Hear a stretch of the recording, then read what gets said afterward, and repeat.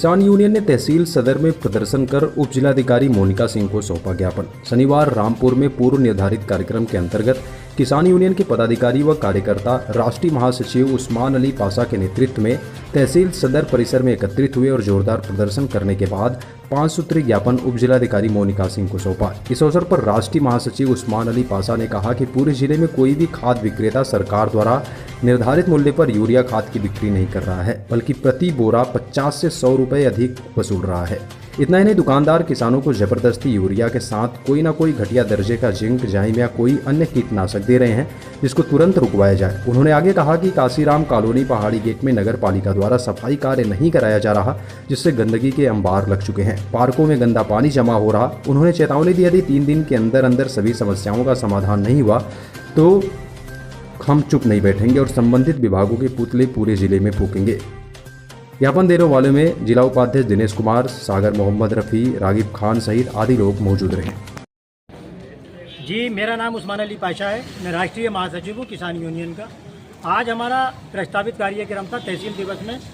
हमने एक ज्ञापन हमारी उप जिलाधिकारी मोनिका सिंह जी को सौंपा है, 5 सूत्रीय ज्ञापन में उर्वरक विक्रेताओं से किसानों का शोषण बंद कराने, गरीब शहरी कॉलोनियों की सफाई कराने, सरकारी ज़मीनों के नियम विरुद्ध तरीके से किए जा रहे निर्माण ध्वस्त कराने, उत्तर प्रदेश जल जीवन निगम मिशन के द्वारा किए जा रहे कार्यों की जांच कराने, छुट्टा पशुओं को पकड़वाने और जिला अस्पताल में तैनात डॉक्टरों को अपने आवासों पर मरीजों का देखना बंद कराने के संबंध में ज्ञापन सौंपा है। जो पहला बिंदु है उर्वरक विक्रेताओं से किसानों का शोषण बंद कराने। तो समस्या ये है कि इस समय जो खरीफ की फसल है और ख़ास करके धान, उसमें टॉप ड्रेसिंग का कार्य चल रहा है। यूरिया की मांग बेतहाशा बढ़ गई है। तो जो उर्वरक विक्रेता हैं प्रति कट्टा 50 से 100 रुपये महंगा दे रहे हैं, और ये महंगा ही नहीं दे रहे हैं, बल्कि उसके साथ में कोई ना कोई चीज़ अनावश्यक रूप से लगा के दे रहे हैं, चाहे वो घटिया क्वालिटी का जाइम हो, जिंक हो या अन्य कोई कृषि कीटनाशक हो, वो लगा के दे रहे हैं। अब अगर आदमी कोई अपने खेत में उसको जैसे तैसे करके किसान ने एक कट्टा यूरिया का इंतजाम किया, 267 रुपये का कट्टा होता है, उसको तुम दे रहे हो 367 रुपये का, और उसके साथ में भी 200-250 रुपये की कोई चीज़ और लगा के दे रहे हो, तो किसान तो पैसे बर्बाद हो रहा। अच्छा, फिर अनावश्यक रूप से जो अपनी ज़मीन में वो जिंक या जाइम या मतलब कहते हैं कोई कृषि रसायन डाल रहा है, तो उससे उसकी ज़मीन की उर्वरा शक्ति का जो संतुलन है वो भी बिगड़ रहा है। दूसरा बिंदु, गरीब शहरी बस्तियों में सफाई कराने। तो काशीराम कॉलोनी, जो नई काशीराम कॉलोनी पहाड़ी गेट पर बनी है, तो वो एक ऐसी कॉलोनी है, जादुई कॉलोनी जिसको कहते हैं। जिस समय वहाँ पर इलेक्शन होता है और वोट डालने का नंबर आता है, तो सारे नेता वहाँ पर पहुँचते हैं और वहाँ पर रहने वाले लोगों से वोट मांगते हैं और वो वोट देते हैं। लेकिन जैसे ही वोट पड़ने के बाद में वो लोग अपने घर जाते हैं, तो उस कॉलोनी के जो प्राणी वहाँ पर रहते हैं, जो मनुष्य वहाँ पर रहते हैं, उनकी ज़िंदगी को ऐसे मान लेते हैं कि समाप्त वो है ही नहीं, क्योंकि उस कॉलोनी में सफाई कर्मी नहीं आते, काम करने नहीं आते। जब वहाँ के जो सफाई इंस्पेक्टर हैं या सफाई नायक हैं, उनसे बात की तो बोले भैया ये नगर पालिका के नक्शे में ही नहीं है, इस कॉलोनी में जो है कोई सफाई कर्मी सफाई कर ही नहीं सकता। तो मेंबर साहब से बात हुई तो मेंबर साहब ने भी यही बात की। तो जब इस तरह की बात है, चेयरमैन साहब से बात हुई तो उन्होंने भी यही बात का जवाब दिया। तो इस तरह के लोग हैं, तो आपको शर्म आना चाहिए उस कॉलोनी में वोट मांगने जाते हुए, क्योंकि जब उन लोगों की समस्याओं का समाधान आपके कराने की बस की बात नहीं है, तो वहाँ पर जाकर आप वोट क्यों मांगते हैं? और जब वो वहाँ पर कोई मनुष्य रहता है, उस कॉलोनी वहाँ पर आबाद है, आपके नक्शे में आबाद है, तो फिर वहाँ की साफ सफाई भी कराओगे। तीसरा बिंदु, जो सरकारी ज़मीनों पर कब्जे हैं, इस मुद्दे को हम लगभग पिछले 10 से 12 साल से लगातार उठा रहे हैं। एक गाटा संख्या है 19 पहाड़ी दरवाज़ा स्थित तहसील सदर का, वो बांसी भूमि है रामपुर शहर का। क्योंकि जैसे हमारे इरशाद भाई हैं, दिनेश बाबू हैं, इस उम्र के लोगों ने खूब देखा होगा कि रामपुर के चारों तरफ बांसी हुआ करती थी और उसमें गेट लगे हुए थे, ताकि जब रात को गेट बंद कर दिया जाए तो कोई चोर या कोई अन्य व्यक्ति रामपुर के अंदर एंट्री ना कर सके। और वो लगभग 100 मीटर चौड़ी पट्टी शहर के चारों तरफ थी, जिस पर भूमाफियाओं ने कब्जे कर लिए और कब्जे करने के बाद में प्लॉटिंग कर दी। अब उसमें लगातार निर्माण हो रहे हैं। निर्माण भी कैसे कैसे हो रहे हैं कि, और उसमें रामपुर विकास प्राधिकरण द्वारा उनके जो निर्माण हुए किए गए थे, उनको ध्वस्तीकरण के आदेश भी पारित हो गए। लेकिन कोई मदाल है इन भूमाफियाओं के सामने कि जिला प्रशासन की? क्योंकि जिलाधिकारी महोदय, श्रीमान उप जिलाधिकारी, श्रीमान तहसीलदार साहब और सचिव रामपुर विकास प्राधिकरण, कमिश्नर साहब, सबको हमने, और माननीय मुख्यमंत्री कार्यालय, माननीय प्रधानमंत्री जी कार्यालय, सब में हमने इसके पत्र प्रेषित किए। लेकिन इन भूमाफियाओं के सामने इतने कमज़ोर ये लोग साबित हो रहे हैं कि इनसे ये ज़मीन कब्जा मुक्त नहीं करा रहे। ऐसा ही एक गाटा संख्या है जो कि बगीचा आमना में रामपुर के अंदर है, 7263, जो कब्रिस्तान की भूमि के रूप में दर्ज है। उस भूमि को भी कब्जा मुक्त कराने के लिए जिला अल्पसंख्यक कल्याण अधिकारी, नगर पालिका परिषद रामपुर, श्रीमान उप जिलाधिकारी सदर, श्रीमान तहसीलदार सदर, सबको पत्र प्रेषित किए गए। लेकिन हर विभाग दूसरे विभाग के ऊपर को टाल के ख़त्म कर देता है। नगर पालिका परिषद कहती है कि ये भूमि जो है उसकी है अल्पसंख्यक कल्याण विभाग की।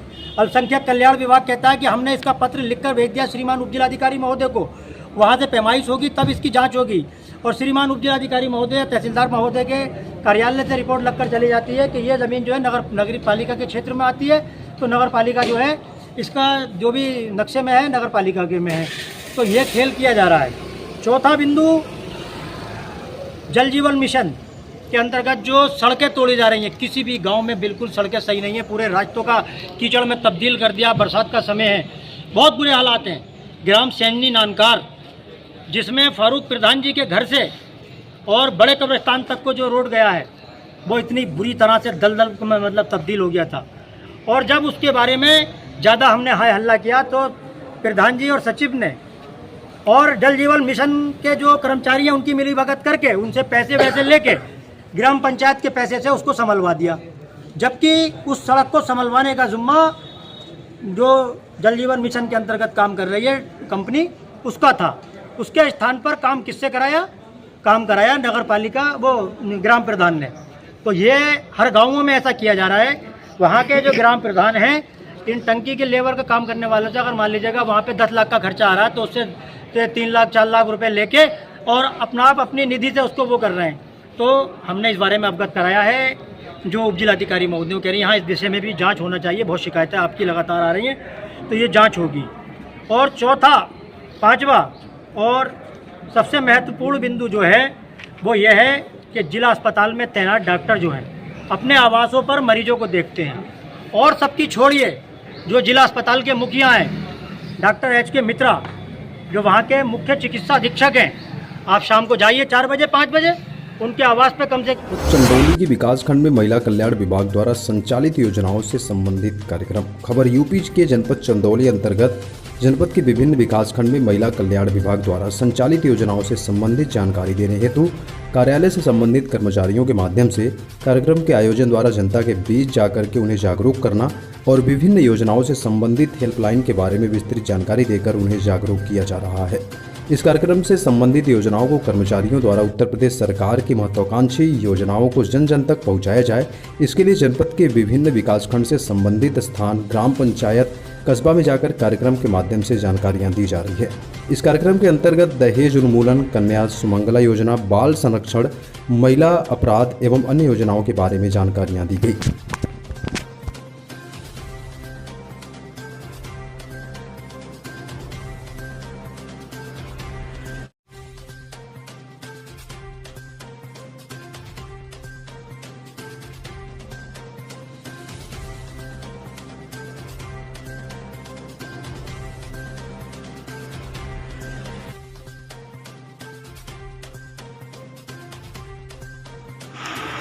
मैम, आप अपना परिचय देते हुए क्या कार्यक्रम है उसके बारे में बताएं। जी, हम जिला चाइल्ड लाइन से हैं। हमारा नाम सुनी कुमारी सुपर महिला कल्याण विभाग से है। और हमारा जो है कि हेल्पलाइन नंबर है 1098। उसी के लिए बच्चों को जो है कि जागरूक करना है और सबको जागरूक करना है। जागरूकता का ही प्रचार प्रसार चल रहा है दहेज प्रथा को लेकर। स्पॉन्सरशिप योजना, जिला चाइल्ड लाइन, बाकी घरेलू हिंसा, सब चीज़ उसमें आते हैं। और छोटे छोटे जैसे बच्चे हैं गुम हो गए तो हम लोग उसकी सूचना जो कि आता है 1098 पे, तो हम लोग उस पर काम अपना करते हैं, उस पर कार्य करते हैं। और जैसे कि बाल विवाह हो गया, इस योजना को लेकर बाल श्रम हो गया, और बाल श्रम बाल विवाह और उसके बाद में जो है कि कोई बच्चा जो है कि बहुत पीड़ित है तो सारी समस्याओं का हल जो है कि हमारे हेल्पलाइन नंबर 1098 से होता है। और महिला कल्याण विभाग के एक सूत्र के नीचे सारी सुविधाएं जो है कि उपलब्ध है, हर तरीके का समाधान यहीं से होता है। जैसा कि सर ने बताया अभी दहेज के बारे में, तो दहेज जो है कि लेना और देना दोनों कानून अपराध है, तो इसे हमें खत्म करना है। तो हर गांव में हर ब्लॉक में जाकर के जागरूकता का ये प्रचार करना है ताकि सब लोग जागरूक रहें। दहेज बिल्कुल एकदम खत्म करना है। और चाइल्ड लाइन की जहाँ तक बात की है, छोटे छोटे बच्चे हैं 18 वर्ष के अंदर, 0 से लेकर 18 वर्ष के अंदर, तो ना बाल विवाह करना है, ना ही बाल श्रम मजदूरी से करवाना है। यही सब समस्याएं हैं जिसका निदान एवं समाधान हमारे कार्यालय द्वारा, जिला प्रोबेशन कार्यालय द्वारा हमारे सर के माध्यम से हम लोग हर गाँव में प्रचार प्रसार कर रहे हैं। हर ब्लॉक अभी आज हम लोग का प्रोग्राम। सर, आप अपना परिचय देते हुए क्या कार्यक्रम रहा है उसके बारे में बताएं। मैं जो है महिला कल्याण विभाग से आया हुआ हूँ। एक जन जागरूकता कार्यक्रम अवेयरनेस प्रोग्राम ब्लॉक साहबगंज में करना था, जिसको जो है हमारे सर द्वारा आदेशित किया गया था। तो हम और हमारे ऑफिस से सोनी मैडम आई हुई हैं और हम लोग हेल्पलाइन नंबर, दहेज प्रथा और कन्या सुमंगला योजना के साथ साथ विभाग की जितनी योजनाएं संचालित हैं विभाग में, स्पॉन्सरशिप, बाल सेवा योजना और चाइल्ड लाइन 181 हेल्पलाइन 1098 से लेके विधवा पेंशन, विधवा पुत्री विवाह, विधवा पुनर्विवाह से लेके जितनी भी जो है योजनाएं हैं विभाग महिला कल्याण विभाग की, उसके बारे में बताने और लोगों को जागरूक करने के लिए आए थे। और मेन विषय जो है इस 100 दिवसीय जागरूकता कार्यक्रम का है कि दहेज जो है खत्म किया जाए समाज से, दहेज विषय पे जागरूकता करना। तो ये सब चीज़ें अभी जो है कार्यक्रम हुआ है और लोगों को बताया है। बाकी अभी कार्यक्रम जो है संपन्न हो गया। कटनी कनवारा के प्राचीन शिव मंदिर स्थित शंकर तालाब अपनी दुर्दशा यूं बयां कर रहा है कि जैसे कोई भाग्यवती स्त्री पुरुषहीन हो जाती है। वो बीती दिन याद करो जब इस विशाल सरोवर में कंचन पानी हुआ करता था। गांव के लोग इसी से अपना निस्तार कर जीवन यापन करते थे। गौवंश जीव जंतुओं को प्यास भी इसी पानी से बुझती थी और इसी विशालकाय तालाब में ग्रामीण जन गणेश जी, दुर्गा जी का विसर्जन कर इसका पूजन भी करते थे। परंतु इस विशाल तालाब की आंचल से लोगों ने मिट्टी पत्थर निकालकर इसका स्वरूप बिगाड़ दिया और अब आलम ये हो गया है कि इतनी बारिश होने के बाद भी तालाब में एक बूंद पानी नहीं ठहर रहा। जानलेवा गड्ढे हो गए हैं सोहलक। लोगों की आस्था इस तालाब से प्राचीन काल से जुड़ी हुई है। शासन प्रशासन ने जल गंगा संरक्षण अभियान के नाम में यहाँ नेता, संस्थाएं, समाजसेवी आए तो इस तालाब को अपने जीर्णोद्धार की आस जगी, पर हर बार की तरह इस बार भी केवल फोटो सेशन ही साबित हुए। जनप्रतिनिधि और शासन की अनदेखी इस सरोवर के साथ साथ ग्रामीणों को भी भोगनी पड़ रही है। स्थानीय लोगों ने प्रशासन का इस ओर ध्यान आकर्षित करने का समय समय पर प्रयास किया। सरपंच, सचिव को व जिला कलेक्टर से भी गुहार लगाई, पर नतीजा सुन नहीं निकला। अब देखना यह है कि विगत वर्ष की तरह इस वर्ष भी गणेश जी ढोल का विसर्जन पड़ोसी गांव के तालाब में होगा या यहाँ के नेता और पंचायत इस पर संज्ञान ले कोई उपाय करेगा।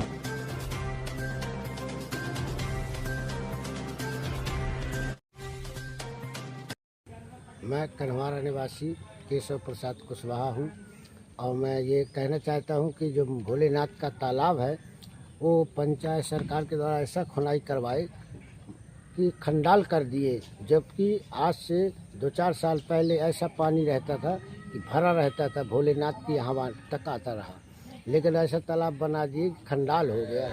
औरैया जिले के भागनगर ब्लॉक की ग्राम पंचायत फूटाताल का मामला है, जहां प्रधान जो रवैये देखने को मिला शायद ही किसी और पंचायत में देखने को मिला होगा। एक तरफ ग्रामीणों को बरसात के मौसम में निकलने में असुविधा हो रही है, तो वहीं दूसरी तरफ प्रधान के द्वारा अपने नज़दीकी व्यक्ति के जानवरों के लिए सड़क बनवा रहे हैं। जहाँ गाँव के बीच में बनी सड़क 30 साल से नहीं बनाई गई, लोगों को निकलने में काफ़ी परेशानी उठानी पड़ रही है। जबकि गांव के प्रधान उस गली से सालों में 1-2 बार निकल तो जाते हैं, लेकिन उस सड़क के बारे में कभी सोचा तक नहीं है। जबकि प्रधान ऐसी गलियां बनवा रहे हैं जहां गांव का सिंगल व्यक्ति सालों में एक भी उस गली से नहीं गुजरता।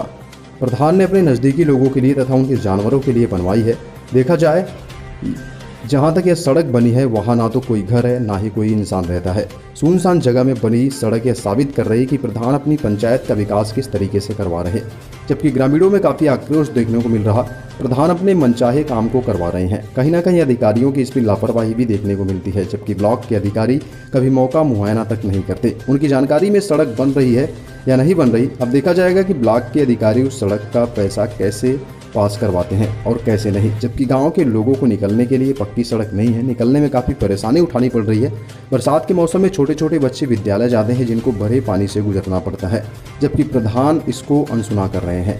वीडियो में साफ साफ दिख रहा है कि प्रधान के द्वारा कहाँ सड़क बनवाई जा रही है और कहाँ नहीं बनी है, कहाँ ज़्यादा दिक्कत है कहाँ नहीं है। जबकि फूटाताल पंचायत में ऐसे कई मामले सामने आए हैं जहां गलियों में पानी की समस्या, स्ट्रीट लाइट की समस्या आदि का होना प्रधान की लापरवाही देखने को मिलती है। क्या ब्लॉक के अधिकारी पैसों की भूख में शांति बनाए रखते हैं, कभी गांव में जाकर मौका मुआयना करते नहीं है। ब्लॉक में बैठे बैठे प्रधान के द्वारा जैसा बताया जाता है वैसा ही अधिकारी करते हैं, जबकि गाँव की जनता पहले परेशान थी और आज भी परेशान है, उसकी कोई भी सुनने वाला नहीं है।